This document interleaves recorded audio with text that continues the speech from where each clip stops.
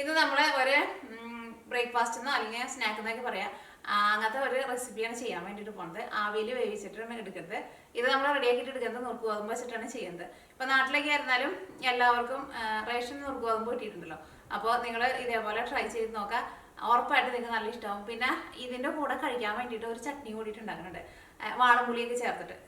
ഈ ചട്നിക്ക് അത്യാവശ്യം നല്ല പുളി ഉണ്ടാവും, അത്യാവശ്യം നല്ല എരിവ് ഉണ്ടാവും, അത്യാവശ്യം നല്ല മധുരം ഉണ്ടാവും. അതിനകത്ത് മുക്കി കഴിക്കാൻ വേണ്ടിയിട്ട് ശരിക്കും നല്ല ടേസ്റ്റാണ്. അപ്പോൾ ട്രൈ ചെയ്ത് നോക്കാൻ വേണ്ടിയിട്ട് മറക്കരുത് കേട്ടോ. പിന്നെ നമ്മൾ മിയാക്കി ചാനലിൽ ലാസ്റ്റ് അപ്ലോഡ് ചെയ്തിട്ടുണ്ടായിരുന്നത് ഒരു ദോശയുടെ റെസിപ്പി ആയിരുന്നു. ആ വീഡിയോ നിങ്ങൾ കാണാത്തവരുണ്ടെന്ന് വെച്ചിട്ടുണ്ടെങ്കിൽ ആ വീഡിയോ കൂടിയിട്ട് കണ്ടു നോക്കാം. ഇവിടെ ഇപ്പോൾ നല്ല തണുപ്പാണ്, അതുകൊണ്ട് തന്നെ ദോശയ്ക്ക് മാവൊക്കെ നമ്മൾ മിക്സ് ചെയ്ത് വെച്ചാലും എത്ര നേരം വെച്ചാലും നമ്മുടെ നാട്ടിൽ കിട്ടുന്ന അത്രയ്ക്ക് അങ്ങോട്ട് മാവ് അങ്ങോട്ട് ശരിയായിട്ട് വരില്ല. അപ്പോൾ ഞാൻ ഉണ്ടാക്കിയേക്കണ ആ ദോശേനേക്കാളും ഞാൻ ഉണ്ടാക്കിയ ദോശ നല്ല സോഫ്റ്റ് ആയിരുന്നു, പക്ഷെ അതിലും നന്നായിട്ട് സോഫ്റ്റ് ആയിട്ട് വരും നിങ്ങൾ നാട്ടിലെ വെതറിൽ ആ ദോശ ഉണ്ടാക്കിയിട്ടുണ്ടെങ്കിൽ. അപ്പോൾ ട്രൈ ചെയ്ത് നോക്കാൻ വേണ്ടിയിട്ട് മറക്കരുത് കേട്ടോ. പിന്നെ നിങ്ങളെല്ലാവരും സുഖമായിട്ടിരിക്കണം വിചാരിക്കണം. ഇവിടെ ഞങ്ങളെല്ലാവരും സുഖമായിട്ടിരിക്കണം. പുറത്ത് നിങ്ങൾക്കറിയാലോ ഇവിടെ നല്ല തണുപ്പാണ് ഇപ്പോൾ. പിന്നെ വേറെ പ്രത്യേകിച്ച് വിശേഷമൊന്നുമില്ല. അപ്പോൾ നമുക്ക് സമയങ്ങൾ തന്നെ നമ്മുടെ ഗോതമ്പ് കൊണ്ടുള്ള പലഹാരം നമുക്ക് റെഡിയാക്കാം. അപ്പോൾ ഈ നമുക്ക് ഇത് റെഡിയാക്കാൻ വേണ്ട സാധനങ്ങൾ എന്തൊക്കെയാന്ന് നോക്കാം. ഇതാ നോക്കിക്കേ. അപ്പോൾ ഞാനിവിടെ 1.5 കപ്പ് നമ്മൾ ചായ കുടിക്കുന്ന ഗ്ലാസ്സിൽ 1.5 കപ്പ് നുറുക്ക് ഗോതമ്പ് എടുത്തിട്ടുണ്ട്. ഇത് ഞാനിവിടെ എടുത്തേക്കുന്നത് കുറച്ച് വലിയ ടൈപ്പ് നുറുക്ക് ഗോതമ്പാണ്. ചിലപ്പോൾ നിങ്ങളുടെ കയ്യിൽ ഇരിക്കുന്നത് ചെറിയ തരിയുള്ള നുറുക്ക് ഗോതമ്പായിരിക്കും. അങ്ങനത്തെ നുറുക്ക് ഗോതമ്പാണെങ്കിലും കുഴപ്പമില്ല. ഇങ്ങനത്തെ നുറുക്ക് ഗോതമ്പാന്ന് വെച്ചിട്ടുണ്ടെങ്കിൽ വെള്ളത്തിലിട്ടിട്ട് കുതിർത്തിയിട്ട് എടുക്കാൻ വേണ്ടിയിട്ട് കുറച്ച് സമയം കൂടുതലെടുക്കും. അത് മാത്രമേ ഒരു വ്യത്യാസമുള്ളൂ.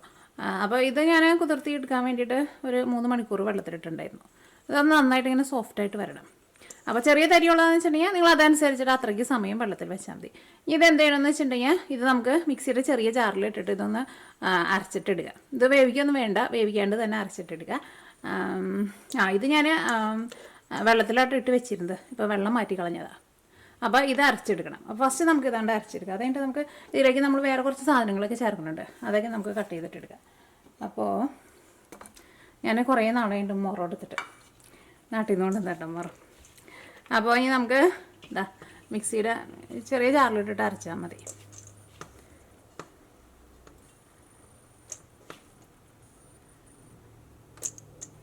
എനിക്കാണ് നമ്മുടെ ഇത് പിന്നെ ബ്രൗൺ കളറ് ഇതാണ്. ഇത് കുറച്ചുകൂടി നല്ല ടേസ്റ്റാണ്. ചെറുതിനും ടേസ്റ്റ് ഉണ്ടാവും കേട്ടോ, പക്ഷേ ഇതിന് നമുക്ക് തോന്നുന്നു ടേസ്റ്റ് കൂടുതലെന്ന് തോന്നുന്നു. അപ്പോൾ ഇതൊന്ന് അരച്ചെടുക്കട്ടെ. അതാന്ന് നോക്കിയേ, ഇത് നമ്മൾ അരച്ചെടുത്തിട്ടുണ്ട്. ഇതിങ്ങനെ അരഞ്ഞിട്ടിങ്ങനെ ഭയങ്കര പേസ്റ്റ് പോലെ ആവണ്ട. ഇതിൻ്റെ ഒരു പരിവം എന്നു വെച്ചിട്ടുണ്ടെങ്കിൽ ഇതാ നോക്കിയേ, അത് നമ്മൾ കയ്യിൽ വെച്ചിട്ട് നമുക്കിങ്ങനെ ഇങ്ങനെ പിടിക്കാൻ വേണ്ടിയിട്ട് പറ്റണം. കണ്ട അതേപോലെ ഒരു പരുവത്തിൽ അരച്ചിട്ടെടുക്കുക. ഇനിയിപ്പോൾ നല്ല പേസ്റ്റ് പോലെ അരഞ്ഞാലും കുഴപ്പമില്ല. ഇതിപ്പോൾ കുറച്ച് വലിയ തരി ഉള്ളതുകൊണ്ട് അത്രയ്യാണ്ട് പേസ്റ്റ് പോലെ അരഞ്ഞിട്ടില്ല, പക്ഷേ ഇതിനൊരു പശിമ കിട്ടണം നമുക്ക്. അതിന് വേണ്ടിയിട്ട് നമ്മൾ അരച്ചിട്ടെടുക്കുന്നത്. കണ്ട ഇതേപോലെ ഇരിക്കണം. അപ്പോൾ ഇനി ഇത് നമുക്ക് വേറൊരു പാത്രത്തിലേക്ക് പകർത്താം.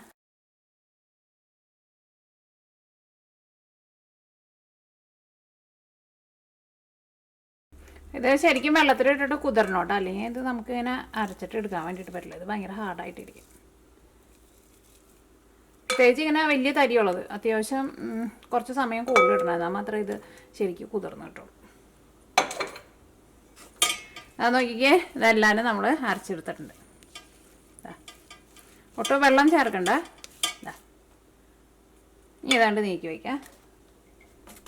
ഇനി നമ്മുടെ ആ മിക്സിങ്ങിൻ്റെ കൂടെ മിക്സ് ചെയ്യാൻ വേണ്ടിയിട്ട് ഞാനിവിടെ ഇതേപോലത്തെ ഒരു കഷ്ണം ക്യാരറ്റ് എടുത്തിട്ടുണ്ട്, ഒരു ഉരുളൻകിഴങ്ങ് എടുത്തിട്ടുണ്ട്.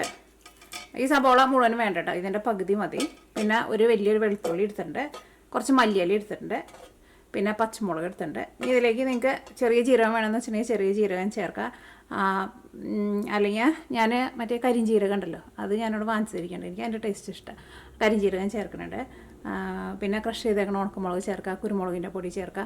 അങ്ങനെ നമ്മുടെ ഇഷ്ടത്തിനനുസരിച്ചിട്ട് ഇതിനകത്ത് ചേർക്കണ മസാലകൾക്കൊക്കെ നിങ്ങൾക്ക് മാറ്റം വരുത്തട്ടെ. അപ്പോൾ ഫസ്റ്റ് നമുക്ക് ഈ കഷ്ണങ്ങളൊക്കെ ഒന്ന് കട്ട് ചെയ്യാം.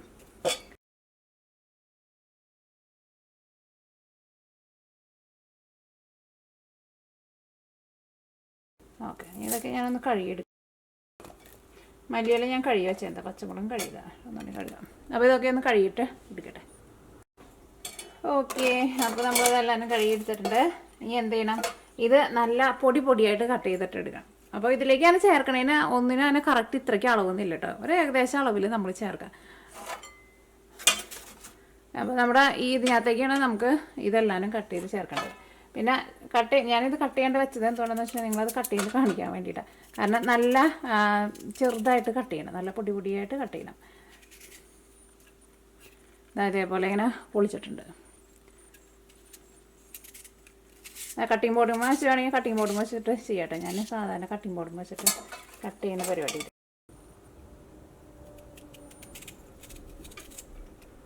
അതേപോലെ ഇങ്ങനെ നല്ല പൊടി പൊടിയായിട്ട് കട്ട് ചെയ്തിട്ടെടുക്കുക.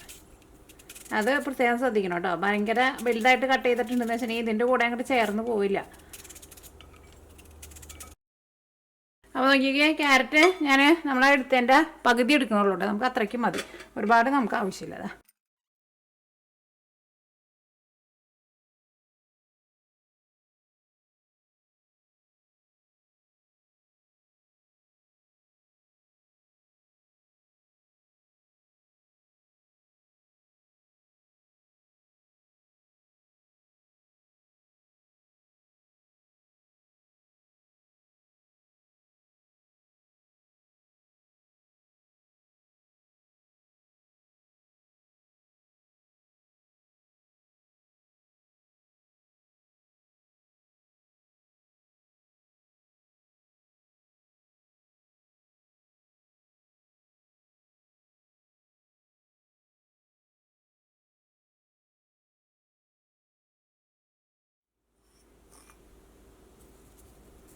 ഉപ്പൊക്കെ ഇതിലേക്ക് നമുക്ക് വളരെ കുറച്ച് ആവശ്യം ഉണ്ടാവുള്ളൂ കേട്ടോ. ഇനി ഞാൻ കുറച്ച് ക്രഷ് ചെയ്തേക്കണം ഉണക്കമുളക് ചേർക്കണ്ട്. കുറച്ച് കുരുമുളക് പൊടിയും ചേർക്കാനുണ്ട്. ഇത് എൻ്റെ അടുത്ത് ഞാനിതിങ്ങനെ ഉപയോഗിക്കുമ്പോൾ നിങ്ങൾ ചോദിക്കാറുണ്ട് ഇതിന് എന്താ പറയുന്നത്. ഇതിന് പെപ്പർ ക്രഷർ എന്ന് പറഞ്ഞിട്ട് നമുക്ക് ഓൺലൈനൊക്കെ വാങ്ങാൻ വേണ്ടിയിട്ട് കിട്ടും. സൗണ്ട് പോയി, കടയിൽ നിന്ന് വാങ്ങാൻ വേണ്ടിയിട്ട് കിട്ടും കേട്ടോ. ഇതിൻ്റെ അടിയിലൊരു ബ്ലേഡ് ഉണ്ട്. ഇത് ഇവിടെ തുറന്നിട്ട് ഇതിൻ്റെ ഉള്ളിലാണ് നമ്മൾ കുരുമുളക് ഇടുന്നത്. എനിക്ക് കുറച്ച് കരിഞ്ചീരവും കൂടിയിട്ട് ചേർക്കുന്നുണ്ട്. അത് നിങ്ങൾക്ക് വേണമെന്ന് വെച്ചിട്ടുണ്ടെങ്കിൽ ചേർക്കാതെ. ഇനി നമുക്ക് ഇതെല്ലാം കൂടിയിട്ട് നന്നായിട്ട് മിക്സ് ചെയ്യുക. ഇതിലേക്ക് നമുക്ക് വെള്ളമൊന്നും ചേർക്കേണ്ട ആവശ്യമില്ല. അപ്പോൾ നമുക്ക് കുറേ വെജിറ്റബിൾസൊക്കെ ചേർത്തിട്ടുണ്ടെന്ന് വെച്ചിട്ടുണ്ടെങ്കിൽ ഇത് നമുക്ക് ഇങ്ങനെ മിക്സ് ചെയ്ത് കഴിയുമ്പോൾ ഇത് നമുക്കിങ്ങനെ ഇങ്ങനെ കൈ കൊണ്ട് ഇങ്ങനെ പിടിക്കാൻ വേണ്ടിയിട്ട് പറ്റില്ല. അപ്പോൾ അതനുസരിച്ചിട്ടുള്ള വെജിറ്റബിൾസ് ചേർത്താൽ മതി.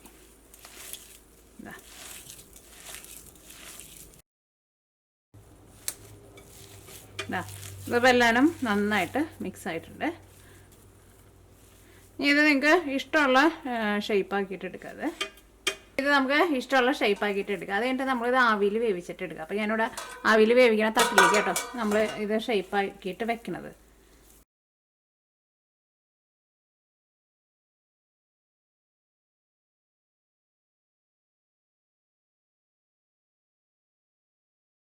അപ്പോൾ ഇതെല്ലാവരും നമ്മൾ ഷേപ്പാക്കിയിട്ട് എടുത്തിട്ടുണ്ട്. ഇനി ഇത് നമ്മൾ ആവിയിൽ വേവിക്കാൻ വേണ്ടിയിട്ട് പോകട്ടെ. അപ്പോൾ അടിയിൽ വെള്ളം വെച്ചിട്ടുണ്ട്. ഇനി ഇത് ആവിയിൽ വെന്ത് വരട്ടെ. പെട്ടെന്ന് വേവും, ഒരുപാട് സമയം എടുക്കില്ല. ഇനി നമ്മുടെ അത് ആവിയിൽ ഇരുന്നിട്ട് വേവട്ടെ. നമുക്ക് ആ സമയം കൊണ്ട് നമുക്ക് ഇതിലേക്കുള്ള ഒരു ചട്നി റെഡിയാക്കാം. അപ്പോൾ നോക്കിക്കേ, ഇതാ ഇത്രയ്ക്ക് വാളംപുളി എടുത്തിട്ടുണ്ട്. ഇത് ഞാൻ ഒന്ന് തിളച്ച വെള്ളത്തിലിട്ടിട്ടൊന്ന് സോഫ്റ്റ് ആക്കിയിട്ട് എടുത്തിട്ടുണ്ട്. അല്ലെങ്കിൽ ഇവിടെ ഞങ്ങൾക്ക് നല്ല തണുപ്പാണല്ലോ, അപ്പോൾ അതുകൊണ്ട് തന്നെ പുളി ഭയങ്കര ഹാർഡായിട്ടിരിക്കും. എന്നിട്ട് ഇതൊന്ന് പിഴിഞ്ഞെടുക്കാം നമുക്ക്.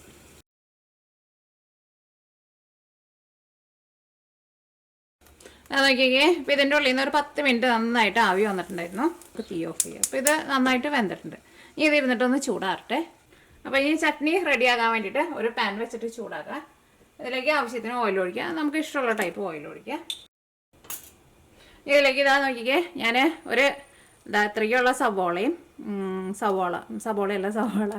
പിന്നെ അതാ ഒരു വലിയ വെളുത്തുള്ളി എടുത്തിട്ടുണ്ട്. ഇത് 2 നല്ല പൊടി പൊടിയായിട്ട് കട്ട് ചെയ്തിട്ട് ചേർക്കാം. ഫസ്റ്റ് നമുക്ക് വെളുത്തുള്ളി ചേർക്കാം. എന്നിട്ട് വെളുത്തുള്ളി ഒന്ന് മൊരിഞ്ഞ് കഴിഞ്ഞിട്ട് സവോള ചേർക്കാം. അല്ലെങ്കിൽ എന്താ ഉണ്ടാവുക, നമ്മുടെ സവോളയിലുള്ള വെള്ളം കൊണ്ട് നമ്മുടെ വെളുത്തുള്ളി നമുക്ക് മൊരിഞ്ഞിട്ടില്ല. അപ്പോൾ വെളുത്തുള്ളി ഇതാ മൊരിഞ്ഞ് നല്ലൊരു ഗോൾഡൻ കളറായിട്ടുണ്ട്. ഇനി ഇതിലേക്ക് സവോള ചേർക്കുക. സവോളയും നല്ല പൊടി പൊടിയായിട്ട് കട്ട് ചെയ്തിട്ട് ചേർക്കുക. സവോളയ്ക്ക് പകരം ചുവന്നുള്ളി ആയിരുന്നാലും കുഴപ്പമില്ല.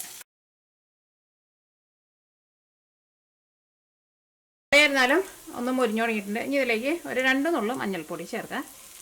ആ മഞ്ഞൾപ്പൊടി നന്നായിട്ടൊന്ന് മൊരിയട്ടെ. മഞ്ഞൾപ്പൊടി നന്നായിട്ട് മൊരിയണം കേട്ടോ, അല്ലെങ്കിൽ മഞ്ഞളിൻ്റെ ഒരു പച്ച ടേസ്റ്റ് വരും.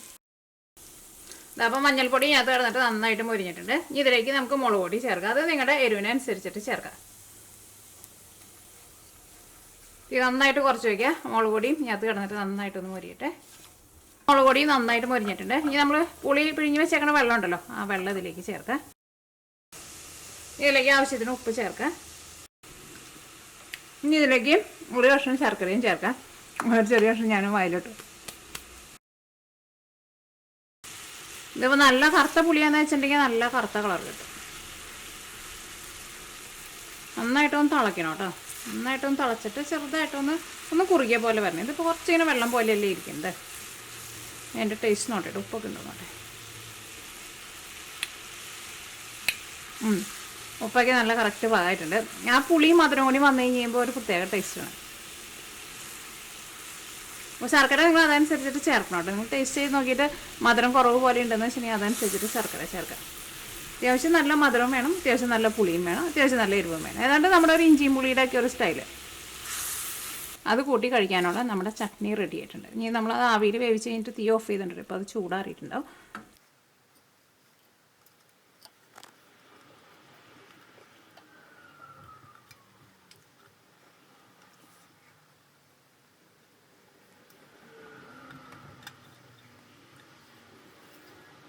ഞാൻ നോക്കിക്കേ, ഇപ്പം നമ്മുടെ നുറുക്കുഗോതമ്പ് കൊണ്ടുള്ള ആവിയിൽ വേവിച്ചെടുത്തേക്കണ നമ്മുടെ പലഹാരവും ചട്നി റെഡി ആയിട്ടുണ്ട്. ഇതിൻ്റെ മുകളിൽ ഞാൻ കുറച്ച് കരിഞ്ചീരകം ഒന്ന് വെതറി കൊടുത്തിട്ടുണ്ട്. അങ്ങനെ ഈ കറുത്ത കളറായിട്ട് കാണണത്. ഇനി ഇതെന്താ ചെയ്യുക, ഇത് വെറുതെ വേണമെന്ന് വെച്ചാൽ വെറുതെ കഴിക്കുക, അല്ലെങ്കിൽ ചട്നിയിൽ മുക്കിയിട്ട് കഴിച്ചാലും നല്ല ടേസ്റ്റായിരിക്കും. ചട്നിക്ക് പുളിയും മധുരവും എരിവും എല്ലാം കൂടിയിട്ടുള്ള ടേസ്റ്റാണ്. അപ്പോൾ ഞാനൊന്ന് കഴിച്ച് നോക്കട്ടെ. കഴിച്ച് നോക്കിയിട്ട് ടേസ്റ്റ് പറയാം. ചട്നിക്ക് നല്ല എരിവും നല്ല പുളിയും അത്യാവശ്യം നല്ല മധുരമുണ്ട്. അതിനെ മുക്കി കഴിക്കാൻ വേണ്ടിയിട്ട് ശരിക്കും നല്ല അടിപൊളി ടേസ്റ്റാണ്.